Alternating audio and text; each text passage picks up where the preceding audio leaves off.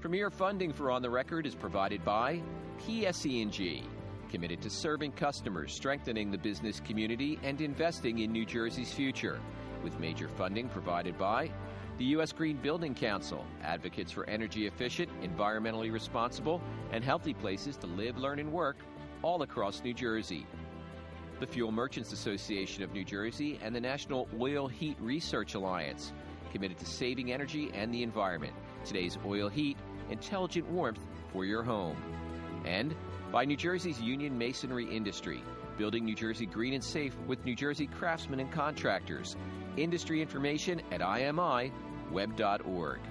Promotional support provided by New Jersey Business Magazine, the magazine of the New Jersey Business and Industry Association, reporting business news for more than 50 years, reaching over 27,000 businesses statewide.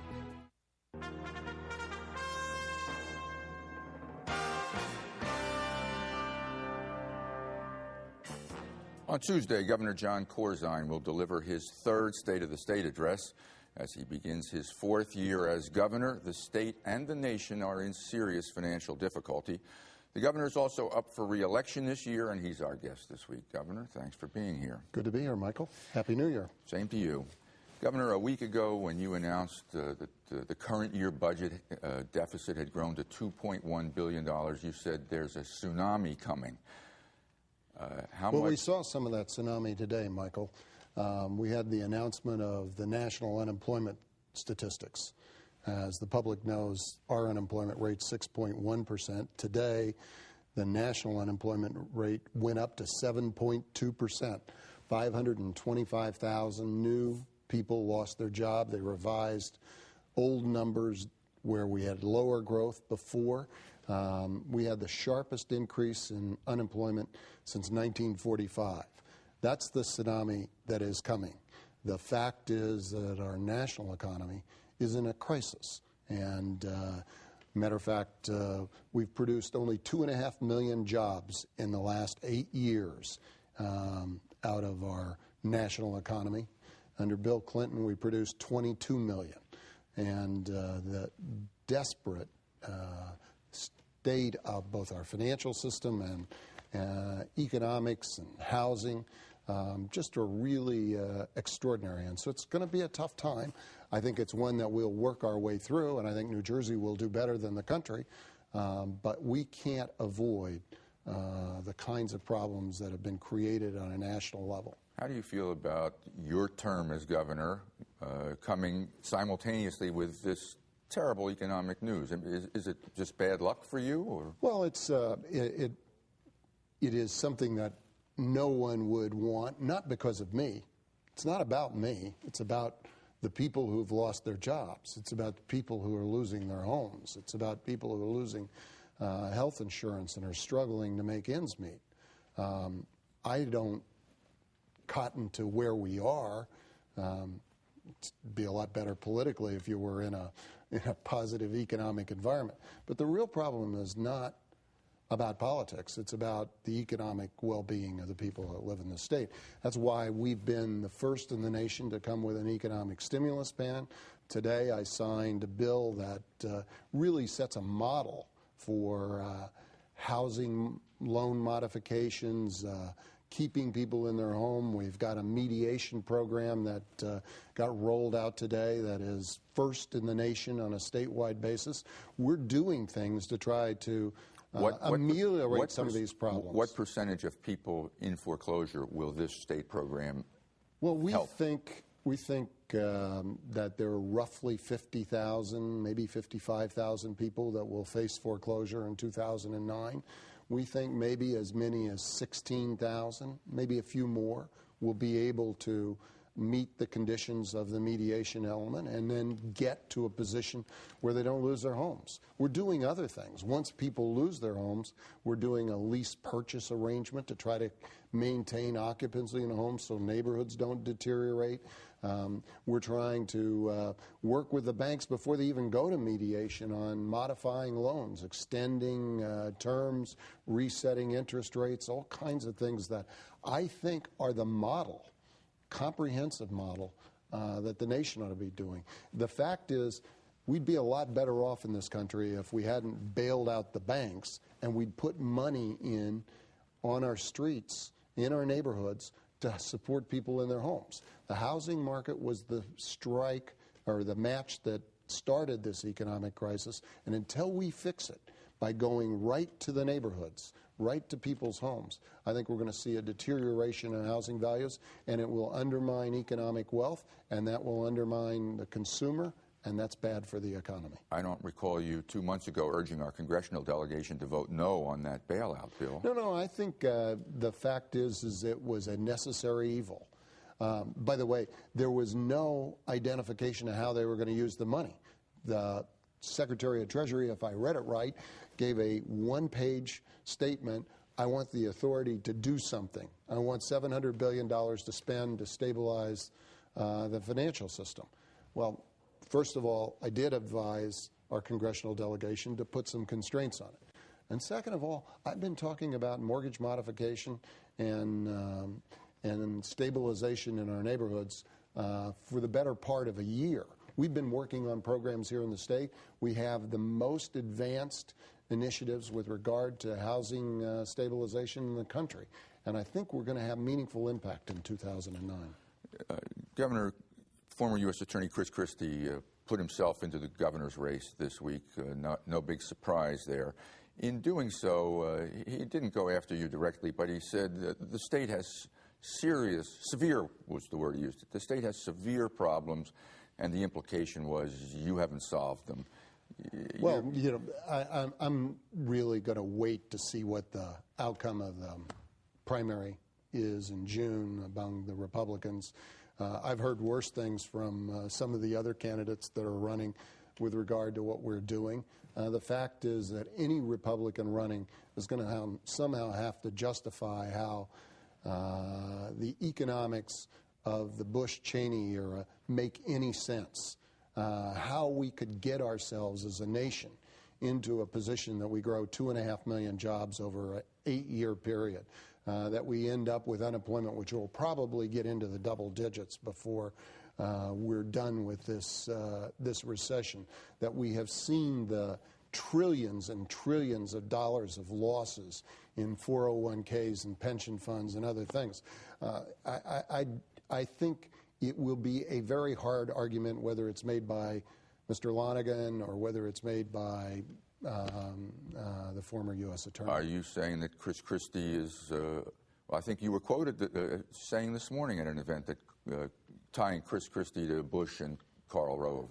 To be honest, I didn't talk about it this morning, and I don't know where that's coming from. As I very clear, I'm going to leave it to the Republicans to practice politics for the near term. They have a primary in June.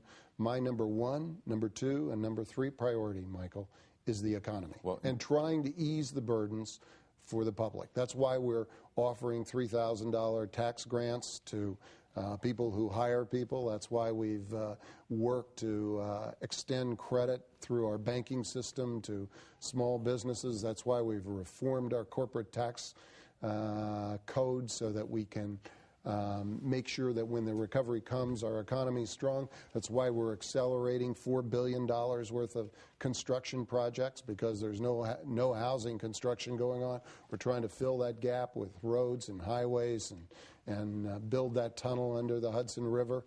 We're taking a very proactive approach to make sure that we have as strong an economy as we can while we are struggling with this national problem, actually a global problem. Indulge me a few more questions about the election, because New Jersey people are very focused on this and very excited about this election. Michael, I'm going to differ just one thing. I think the New Jersey citizenry is interested in how they're going to keep their job, keep their home, put their kids in college, and deal with the economic realities that they're struggling with right now. You know, there were 48,000 people who went into foreclosure in New Jersey last year. Our unemployment rate, while dramatically lower than what the national numbers are, still has risen almost 2% in a year. There are a lot of people who are struggling financially to make ends meet. And so I think that's what people that I talk to are interested in. I was just in Iraq, as you know, last week. I did a town hall meeting with about 400 soldiers, and half the questions were about the economy.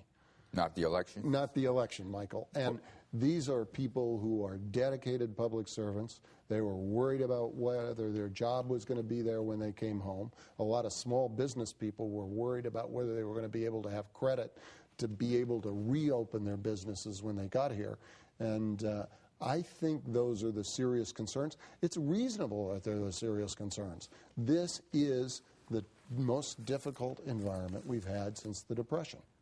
But if you don't get reelected, you're not going to get the opportunity to keep tackling these. So let me just ask a couple of things. One of Chris Christie's liabilities, if he becomes the nominee, is this contract that was awarded to former U.S. Attorney General John Ashcroft, $52 million contract. Was that wrong? Michael, I'm really not going to go here. I think for the immediate purposes, I've got a fundamental responsibility to serve the people of the state of New Jersey, to do everything I can to try to ease the burdens that accompany such a deep recession. And I'm not spending a lot of time thinking about the election. I'm anxious to be reelected, but the issue is not me. The issue is what can we do to make the lives of the people of the state better. And, you know, that kind of question, you know, we'll get to debate next fall. Jim Florio, the former governor, said on television last weekend that the election is about you, that it's a referendum on the incumbent. Are you okay with that, that it be a referendum on your 3 years so far? I think it is important that I be able and willing to address the initiatives we've taken. You know, I was talking to the Attorney General today. Our crime rates, violent crime rates, are down 7%, 2 years in a row in the state of New Jersey. Murder rates down 2 years in a row. You have to go back a decade or more to find those kinds of things. You know, I saw a news clip while I was in Iraq where deaths on the highway are down 17.5% this year. I got a report on our educational system. We have the highest graduation rates in America. We have the largest number of children in preschool. Our performance in our schools are good. I'm going to be more than happy to talk about things that I think have gone well. How about we have an economic problem in this nation, on the face of the globe, that has been created by trickle-down economic theories that don't work. They are proven not to work over and over and over again. Let me just get you on the record on a couple of things that they're going to throw at you in this election year, like emails between you and Carla Katz and what are you hiding and why aren't you more transparent. A poll shows that's hurting you with the public. Michael, you want to address that? I'm just going to say the same thing to you that I said when you asked the other question. The fact is that the public, I believe, expects me to be working on their problems, not my problems. And that's exactly what I'm going to do for the most part of this year. There is no question this is an election year and there'll be the give and take that comes. I don't know who the candidate is. They have a primary on June 3rd or June 4th. I don't know what the date is. They'll decide who that is, and then we'll have a debate as we go through the fall months.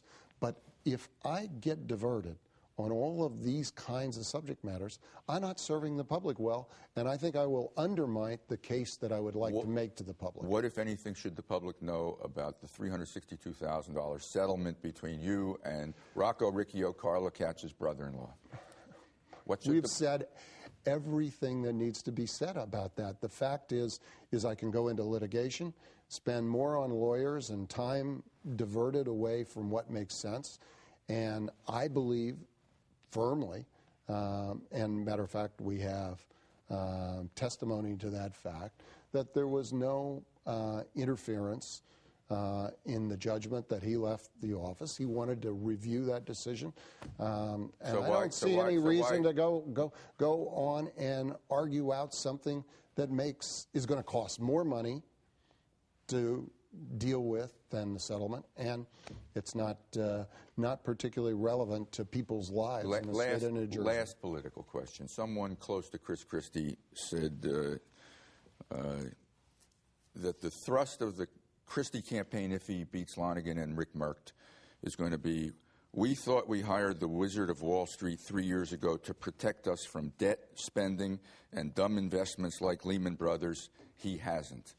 Good grief. This is an administration that's been trying to clean up the problems that the Republicans and some Democrats put in place in this state since I've been here. The fact is, nobody put money in the pension system until I became governor. Nobody was trying to live up to their obligations. We ended Christmas tree financing. We've made transparent our budget. And by the time we get done with this year's work on the budget, we'll be up about 3% for the 3 years that I've been governor in growth and spending. We've reduced state employment, about 4,000 people. We've reduced in the authorities another 2,700, 3,000 people.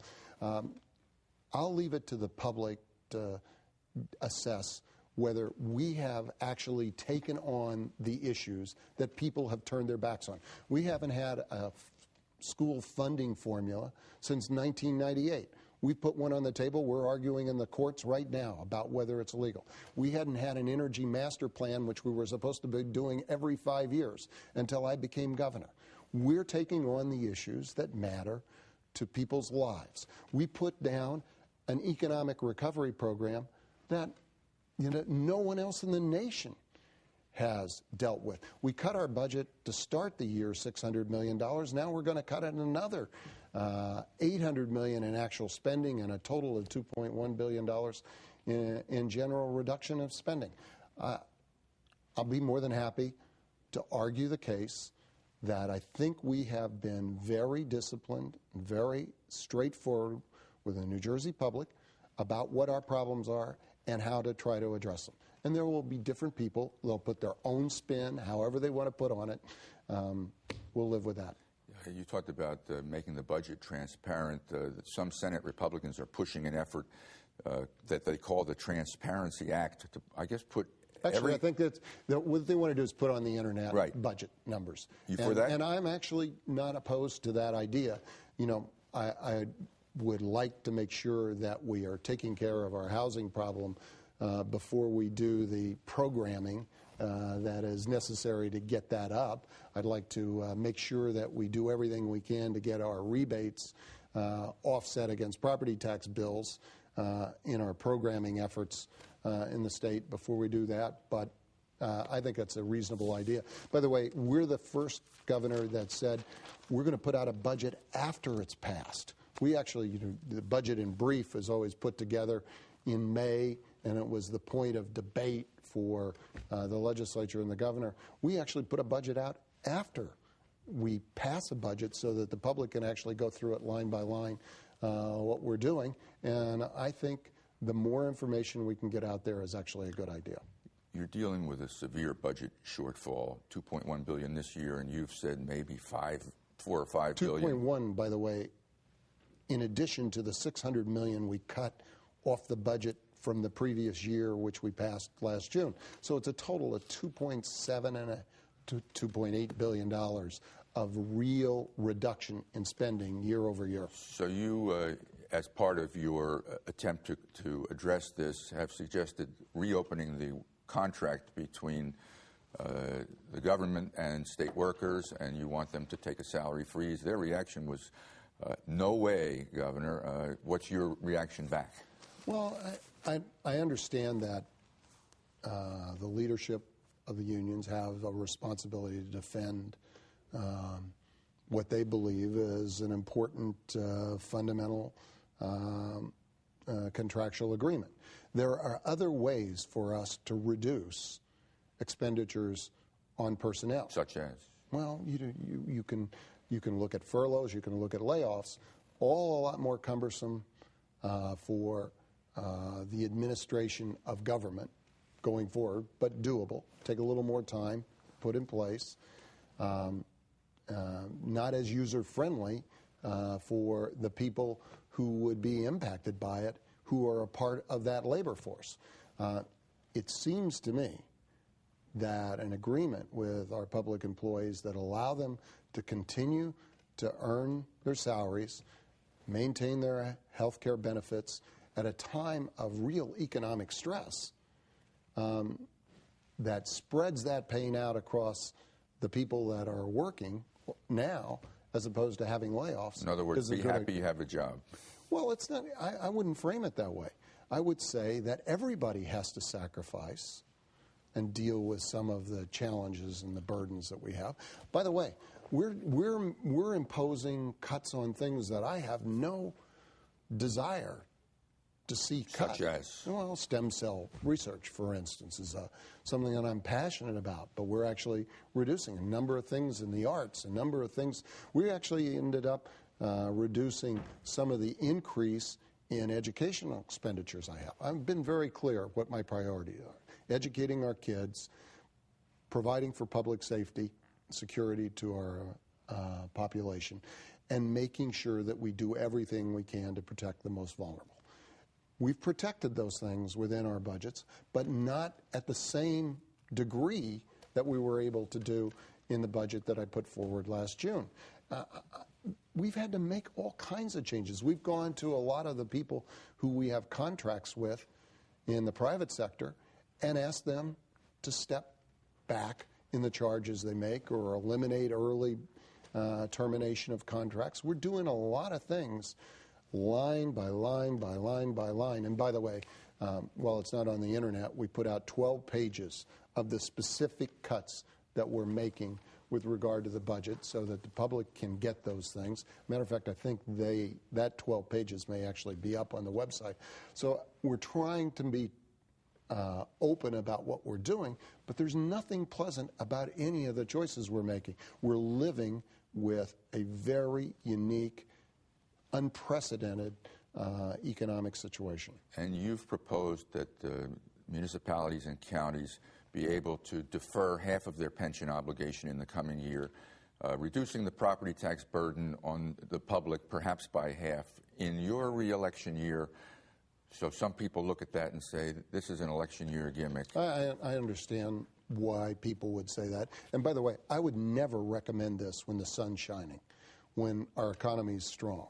Matter of fact, I have been very hard about trying to get people to live up to their obligations, including the state, about putting money into the pension system. We put more in the 3 years that I've been governor than the 15 years in front of me combined.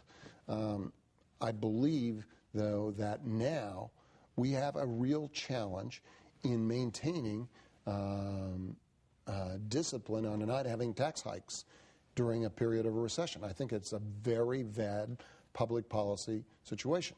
And the other choice that a lot of our municipalities will be left with is reducing services, cutting public safety, fire and police. And I'm not in favor of that when I think that those are things that ought to be guarded. So that since we don't have any cash, the only way I can relieve their burdens is by giving them an option. By the way, it's an option, not a dictate. They can put money aside and accomplish just what they would have done otherwise, is to give them an opportunity to be relieved of some of that burden. I have a second point that I'm very worried about. We have 566 municipalities in this state. I don't know what's going on with the cash flow in each one of those municipalities. It is possible that we will make them put money into their pension system, put cash in, and then they don't have the cash to do the other things. Now, since officially municipalities can't go bankrupt, who are they going to come to? Where are they going to come for the cash aid that's needed to be able to sustain the kinds of services? I hear what you're saying. They're going to come to the state, and the state is broke. I got 1 minute left. That's a problem, and I think it needs to be addressed, and that's why, while I don't approve of this concept in good economic times, it is the only choice that I see today. 45 seconds left. I've heard governors for 7 years now say the state of the state is good, usually in their state of the state address. What are you going to say the state of the state is? I'm very hopeful that when we close out this year, we will be on a much better track than where the nation and where this state is today. I hear our new president say these are the most challenging times in a lifetime. Well, they are the most challenging times in a lifetime. And I'm not going to ignore the reality of what we have. But we are going to make the world better for the coming year, and we'll get ourselves back on a track, and New Jersey will be at the top of the performers in that world. Governor Jon Corzine, thanks very much for being our guest this week. Good luck in the year ahead. Thank you. We'll be back with another edition of On the Record next Sunday morning at 9 and 11 and Monday morning at 6:30. On Tuesday, NJN will carry the governor's State of the State address live at 1 p.m., followed by the Republican response. The speech and response will be rebroadcast Tuesday night at 10, and we thank you for watching.